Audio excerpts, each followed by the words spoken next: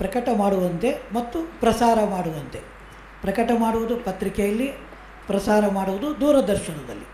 ಇದನ್ನು ಮಾಡೋದರಿಂದ ಆಗು ಹೋಗುಗಳು, ಸಮಾಜದಲ್ಲಿ ನಡೆಯಬೇಕಾಗಿರ್ತಕ್ಕಂಥದ್ದು, ಮುಂದೆ ನಡೆಯಬೇಕಾದ್ದು, ಹಿಂದೆ ನಡೆದಿರೋ ಬಗ್ಗೆ ಪೂರ್ಣ ಮಾಹಿತಿ ಇವೆಲ್ಲವನ್ನು ಸಮಗ್ರವಾಗಿ ಸಂಗ್ರಹಿಸಿ ಜನಗಳಿಗೆ ತಿಳಿಸ್ತಕ್ಕಂಥ ವ್ಯವಸ್ಥೆ ಆಗಬೇಕು.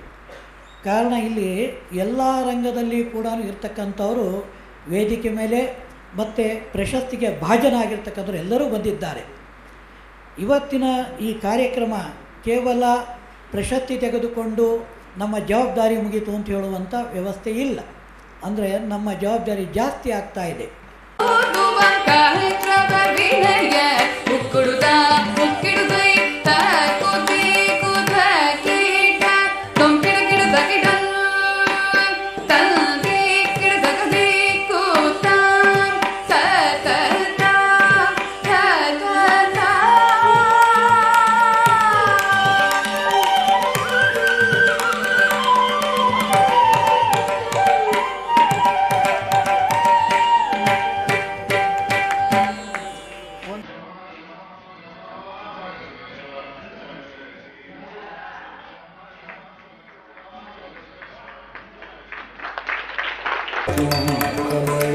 ದಿವ್ಯಾಭರಣ ಶಕ್ರಾದಿ ಸುರಗಣ ಸನ್ನುತ ಚರಣ ಜಾತಕುಂಕಮೈ ದಿವ್ಯಾಭರಣ ಧಿಕೃತ ಘನ ವಿಘ್ನ ತಿಮಿರಾವರಣ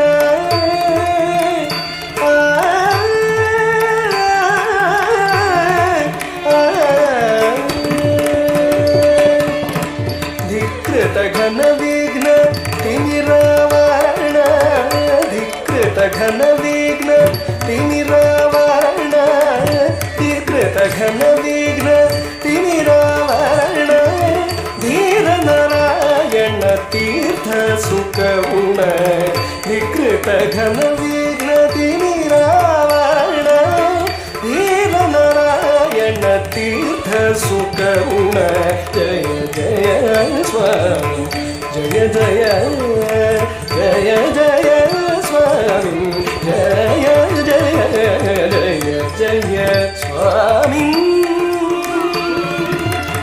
ಸ್ವಾಮಿ. ಶತಮಾನೋತ್ಸವದ ಪ್ರಶಸ್ತಿ ಪ್ರದಾನ ಭಾರತ ಸೇವಾ ರತ್ನ. ಇದೇನಿದು ಭಾರತ ಸೇವಾ ರತ್ನ, ಇದು ಕರ್ನಾಟಕ ಸೇವಾ ರತ್ನ ಅಲ್ಲ, ಇದು ಭಾರತ ಸೇವಾ ರತ್ನ. ಈ ಸೇವಾ ರತ್ನವನ್ನು ಸ್ವೀಕರಿಸಿದವರು ಇದೆಲ್ಲ ಹೇಳಬೇಕಾದ್ರೆ ನಮ್ಮ ರಾಜ್ಯಕ್ಕೆ ಹೆಸರು ತರಬೇಕು. ಸಾಹಿತ್ಯ ರತ್ನ ರಾಜ್ಯಮಟ್ಟದ ಸಂಪಾದಿತ ಕೃತಿ ಪ್ರಕಟಣೆಯನ್ನು ಕೂಡ ಯೋಜನೆ ಮಾಡಿದ್ದಾರೆ.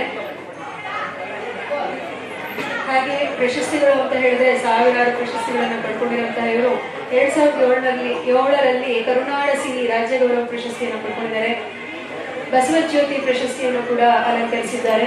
2009ರಲ್ಲಿ ರೋಹಿತ್ ಪ್ರಕಾಶನ ಆಶ್ರಯದ ಗೌರವ ನಿಧಿ ಸಮರ್ಪಣೆಯಲ್ಲಿ ಗೌರವ ಸನ್ಮಾನವನ್ನು ಕೂಡ ಪಡ್ಕೊಂಡಿದ್ದಾರೆ. 2020ರಲ್ಲಿ ಭಗವಾನ್ ಶಿರಡಿ ಸಾಯಿಬಾಬಾ ರಾಷ್ಟ್ರೀಯ ಪ್ರಶಸ್ತಿ, 2019ರಲ್ಲಿ ಕವಿರತ್ನ ಕಾಳಿದಾಸ ಪ್ರಶಸ್ತಿ, ಹಾಗೆ 2021ರಲ್ಲಿ ಭಾರತ ರತ್ನ ಡಾಕ್ಟರ್ ಅಬ್ದುಲ್ ಕಲಾಂ ರಾಷ್ಟ್ರೀಯ ಪ್ರಶಸ್ತಿ, ರಾಷ್ಟ್ರಕವಿ ಕುವೆಂಪು ಸದ್ಭಾವನಾ ಪ್ರಶಸ್ತಿಯನ್ನು ಕೂಡ ಇವರು ಪಡ್ಕೊಂಡಿದ್ದಾರೆ.